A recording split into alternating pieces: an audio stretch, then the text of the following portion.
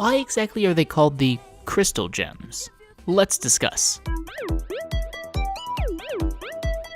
Also, I'll say this right off the bat, but if you like this video and it compels you to subscribe at all, please note the frequency with which I put out Steven Universe content. It's roughly once a month. I'd love your support, but please do so with the knowledge that I am not solely a Steven Universe YouTuber, so check out some of my other stuff and see if you like that as well. But enough dilly-dally, let's talk the Crystal Gems, a name adopted by those who sought to rebel against the Diamond Authority and protect the Earth. And initially when researching their name, I was surprised to find, at least in video format on YouTube, no real discussion. But to be fair, what's in a name? Except in this case, I think there's actually quite a bit to mine. Get it? Because they're gems. But from what I've been able to gather, there are 3 theories as to why they are the Crystal Gems.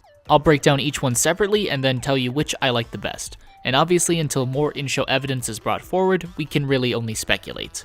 The first theory is pretty simple as it centers around Peridot in the episode Cry for Help. When she appears on TV, she says she's transmitting from the Crystal System and the abandoned colony Earth. Well, there's your answer right there, you might say. Case closed. They got their name from the sector of space Earth was in.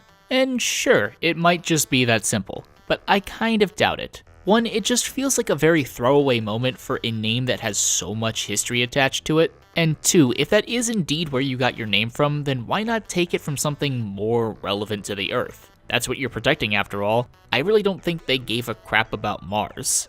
So there's that.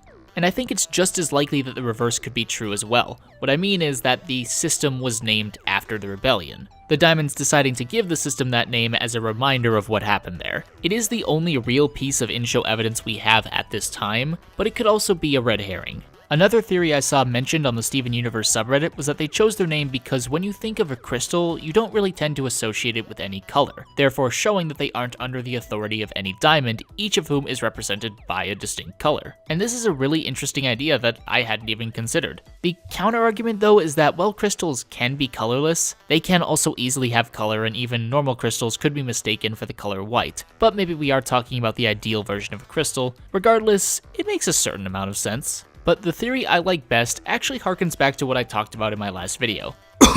But hear me out. Part of my argument in my last video was that Rose and company were fighting for more than just the Earth. They were fighting for the freedom to actually be whatever kind of gem they wanted to be, regardless of their purpose. Hell, Garnet outright says this in the extended opening, and I doubt that motivation was unique to just her. And going off this, we get to why I think they went with crystal gems. Because yes, when you think of crystals, you might think of rigid, unmoving hunks of lattice structures, but I've been a nerd for quite a while. And when I was young, I had one of those child science kits. And one thing that was always included was a crystal growing set. Yes, one thing you might not know is that crystals can actually grow. And this is where I think the metaphor kicks in. Not physical, but inward growth and change enough for a gem to realize that they could live a life not preordained by the Diamonds. Their name as much a symbol of the rebellion as the rebels themselves. And how appropriate is it that the crystal gems eventually culminated in a gem-based being capable of change on unfathomable levels,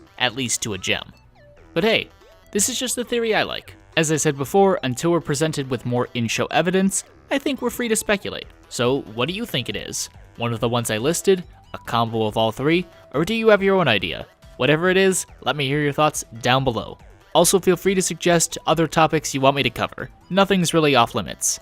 Thanks for watching, be sure to like and subscribe. This has been On Geek, and I will see you guys next week.